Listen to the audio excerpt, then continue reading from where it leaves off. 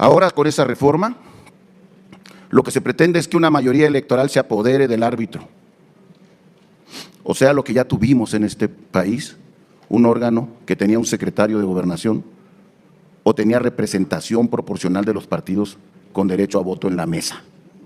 Era garantizar la pluralidad de la sociedad, era garantizar el equilibrio de los ciudadanos, era que no quedaran las minorías sin derechos. Como hoy, pomposamente gente aquí viene a decir, a hablar a nombre de todo el pueblo, cuando millones de mexicanos dijimos no y sacamos esos votos a pesar de la intervención presidencial.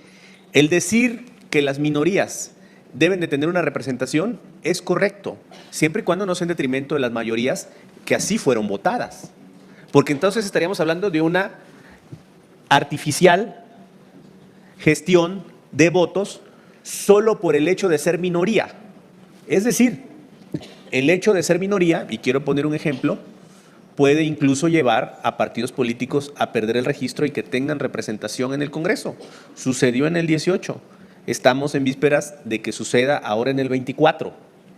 Pero el que una minoría haya obtenido un número de votos que ni siquiera le alcance para conservar el registro, no significa que la tengamos que inflar para tener una representación por el simple hecho de existir. La verdad es que más bien parece un discurso de ustedes tienen mucho, dennos algo. No, no es así. No funciona la democracia así. La gente se expresó con los votos y, a ver, también hay que decirlo con toda claridad, como lo señaló el diputado Noroña. Vamos a defender hasta el final cada uno de los votos que nos fue otorgado por el pueblo de México porque ese fue su mandato. Guadalupe Acosta Naranjo. Muchas gracias, presidenta. El INE está mucho más allá de la mesa del Consejo General. Por esa razón, felicitar al Servicio Profesional Electoral y a los ciudadanos que en estos días forman parte del INE, instalando casillas y contando votos, es absolutamente necesario. Lo decía hace un momento Jaime, no estamos aquí, en mi opinión, por casualidad. Si las reformas del 2022 y del 2023 hubiesen sido aprobadas, no tuviéramos servicio profesional electoral y muy probablemente hubiéramos tenido que realizar elecciones para elegir a la mesa que está aquí sentada. Eso no sucedió y hoy estamos teniendo a ese servicio profesional funcionando porque logramos detener las reformas constitucionales y logramos echar abajo las reformas legales que destruían al INE como hoy lo conocemos. No nos mataron, pero sí nos tiraron 3 balazos, solo que no nos dieron. No estamos aquí por casualidad, estamos aquí porque los ciudadanos que hemos defendido al INE y lo seguiremos haciendo, logramos evitar su desmantelamiento, su destrucción.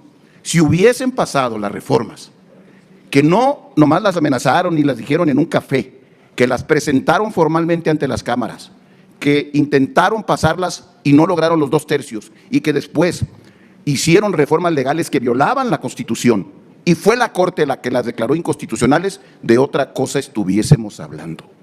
No estamos aquí por casualidad. Pero además, hoy se nos dice que en el mes de septiembre vuelven al Plan A. Tuvimos los votos en aquel momento para detenerlo. No estoy seguro que ahora lo podamos hacer. Y es muy probable que la siguiente elección que ustedes organicen sea la elección para sustituir a esta mesa, si es que Morena cumple su palabra, como lo ha dicho recientemente, muy recientemente. No me da gusto, porque es contra lo que hemos luchado. Pero esa es una posibilidad efectivamente real y que no ocultan. El INE también es la mesa del Consejo General. No es solamente la mesa del Consejo. Y el INE, amigos, sí ha interpretado muchas veces, y el IFE, a la Constitución. Podrá ser que a alguien no le guste en lo particular por su formación académica y política, pero eso no quiere decir que eso no haya sucedido muchas veces. Las cuestiones de equidad de género es una de ellas, de las que me enorgullezco que lo hayan hecho. Y de las que no me arrepiento que lo hayan hecho. Ahora bien, el INE es árbitro. No solo instala casillas y cuenta votos. El INE es árbitro. Y ahí sí, amigas y amigos, permítanme decirle que el árbitro no tuvo ninguna tarjeta roja, puras tarjetas amarillas. Y si tú le sacas 50 tarjetas amarillas al gobierno de la República y no quieres sacar la tarjeta roja, ese jugador le sigue pegando patadas en la espinilla al que quiera, porque sabe que jamás vendrá una tarjeta roja. Y eso fue lo que vivimos en este proceso. Y por eso, a pesar del resultado electoral que es amplio, yo no puedo, ni quiero, ni voy a dejar de repetir que vivimos una elección con profunda inequidad, que no se lava con la jornada electoral del domingo, porque no solo hay que preocuparnos cómo salen los votos de las urnas, sino cómo entran los votos a las urnas. ¿Y qué pasa previo a que llegue el día de la jornada electoral? Hay que evaluar, una cosa es jornada electoral y otra cosa es un proceso electoral. Y la evaluación tiene que ser integral, integral. Ahí, amigas y amigos, con el cariño y respeto que le tengo a esta institución, que la he visto muy de cerca durante muchos años y que la quiero, igual o más que lo que ustedes seguramente la quieren, faltó ser árbitro y tomar decisiones que otras instancias y otras mesas tomaron en su momento para exigir que hubiera equidad y democracia en los procesos. Ahora, con esa reforma, lo que se pretende es que una mayoría electoral se apodere del árbitro. O sea, lo que ya tuvimos en este país, un órgano que tenía un secretario de Gobernación o tenía representación proporcional de los partidos con derecho a voto en la mesa. Eso será un profundo retroceso el que vamos a vivir. Gracias. ¿Qué me no? Espéreme, me quedan 2 minutos. No, es que No, es que estoy tratando de ordenar mis ideas, ya ve que soy muy desordenado. En los próximos días se otorgarán las constancias y entrará el proceso de litigio. Y vamos a discutir el tema de la sobrerepresentación. Aquí hay gente que sostiene que se puede tener el 54% de los votos y es legal y legítimo pasar al 75% del Congreso y que el otro 42% de los votos pase a ser el 25% del Congreso. Que el 54%, que no es nada aplastante, contra el otro 42%, este no es un país monocolor, es un país con una profunda pluralidad. Que el 42 se convierta en 25%, que el 42 se convierta en 75% y el 42 en 25%, entre otros, está en sus manos. Y si leen y estudian el espíritu de las reformas que están en las exposiciones de motivos, en los diarios de debate, que también sirven para interpretar una norma constitucional, se verá que jamás se intentó poner la cláusula de 8 puntos para que el 54 se hiciera 75 y para que el 42 se hiciera 25. Era todo lo contrario. Era garantizar la pluralidad de la sociedad, era garantizar el equilibrio de los ciudadanos, era que no quedaran las minorías sin derechos. Como hoy, pomposamente gente aquí viene a decir, a hablar a nombre de todo el pueblo, cuando millones de mexicanos dijimos no y sacamos esos votos a pesar de la intervención presidencial. Gracias, presidenta. Bueno, veo que esta ronda ha derivado en el tema de la sobrerepresentación. Y aunque no es el momento, sí conviene hacer algunas precisiones sobre este tema. Y la más importante tiene que ver con el principio de certeza, que es una obligación que tiene este órgano electoral y que está prevista en el artículo 41, fracción quinta, apartado A. En el ejercicio de la función electoral estatal, la certeza, legalidad, independencia, imparcialidad, máxima publicidad y objetividad serán los principios rectores. ¿Qué es la certeza? Es la previsibilidad que se tenga respecto de una norma y las acciones que se realicen en las que implicaría la consecuencia que establece la norma.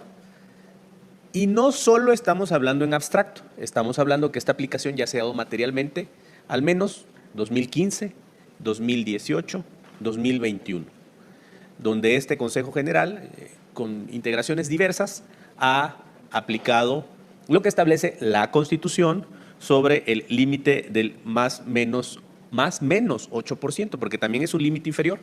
Nadie puede tener menos del 8% respecto de la votación que obtuvo. Ese es un dato importante también.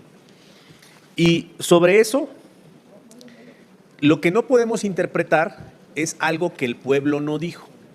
La aplicación de la fórmula deriva de los votos que se emiten en la elección.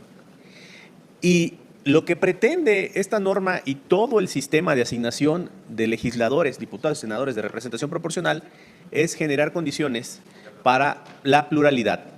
Pero esto no implica que esa pluralidad contravenga el mandato popular. ¿A qué voy? Por cosas que se han expresado aquí. El decir que las minorías deben de tener una representación es correcto, siempre y cuando no sea en detrimento de las mayorías que así fueron votadas. Porque entonces estaríamos hablando de una artificial gestión de votos solo por el hecho de ser minoría. Es decir, el hecho de ser minoría, y quiero poner un ejemplo, puede incluso llevar a partidos políticos a perder el registro y que tengan representación en el Congreso. Sucedió en el 18. Estamos en vísperas de que suceda ahora en el 24. Pero el que una minoría haya obtenido un número de votos que ni siquiera le alcance para conservar el registro, no significa que la tengamos que inflar para tener una representación por el simple hecho de existir.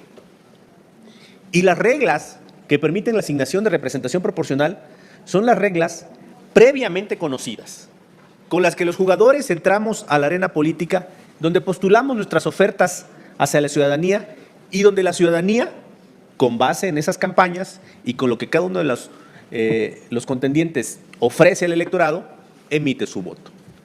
No tenemos por qué distorsionarlo. Máxime si han existido precedentes administrativos y jurisdiccionales que han dicho clara y tajantemente que la interpretación constitucional del 8% es cuantitativa, que tiene que analizarse con base en los votos y con base en esos límites mínimos y máximos que podemos tener los partidos políticos. El venir a pretender replantear una claridad constitucional reiterada, la verdad es que más bien parece un discurso de ustedes tienen mucho, dennos algo. No, no es así. No funciona la democracia así. La gente se expresó con los votos y, a ver, también hay que decirlo con toda claridad, como lo señaló el diputado Noroña. Vamos a defender hasta el final cada uno de los votos que nos fue otorgado por el pueblo de México, porque ese fue su mandato, porque vieron con simpatía y confían en las propuestas que nosotros hicimos para representarlos y para ejercer la mayoría con responsabilidad, por supuesto, con diálogo. Y en esa parte, entro ya a la parte política, yo lamento que no escuchemos aquí en la mesa a la oposición que enuncien, digan, pronuncien algunas palabras que tengan que ver con reflexión, autocrítica, revisión, error, rectificar, corregir y traer un discurso más, digamos, que poco abona a la construcción del debate democrático. ¿Qué les decimos nosotros? Los invitamos a tener diálogo, comunicación y debate sobre lo que viene en el país, sobre las reformas que México demanda, porque ojo, cuando, como lo decía Noroña, nosotros impulsamos o impulsaremos ciertas reformas, tienen que ver con nuestra plataforma política, que la gente votó. No es una ocurrencia que surge de la nada, es algo con lo que se fue a campaña, que se ofreció en campaña y que la gente se pronunció sobre eso y que nosotros tenemos que acoger, que acompañar y que realizar. Sí, escuchando, sí, sin duda alguna. Sí, con procesos de parlamento abierto, con análisis, con reflexión, con responsabilidad, sin duda. Pero no vamos a abdicar al mandato que tenemos de llevar a cabo lo que postulamos en las campañas para cumplirle a la gente. Porque ese es el error que ustedes cometieron. Justamente engañar a la gente para acceder al poder solo por llegar al poder y luego olvidarse de ellos. Eso no lo vamos a hacer nosotros. Sí, vamos a cumplir el mandato que tenemos y vamos a aprobar las reformas. Una asignatura pendiente será la electoral, pero esa fue culpa de ustedes. Pudimos haber construido una reforma electoral, pero no quisieron. La boicotearon y la impugnaron. Aquí están las consecuencias ahora. Bueno, pues no se quejen. Asumamos la responsabilidad de cada uno. Y nosotros vamos a asumir la responsabilidad grande histórica, gigantesca, que nos dio el pueblo de México. Y lo vamos a hacer de frente a ellos. Y lo vamos a hacer con contundencia. Entonces, decirles, integrantes del Consejo, partidos políticos, consejeras, consejeros, en Morena siempre estaremos por el respeto a la ley, por la transparencia, porque la voluntad del pueblo sea lo que rija el actuar de los partidos políticos y particularmente de nosotros y de nuestra coalición. Y en eso cuenten con nosotros para construir. Es cuanto, Presidenta.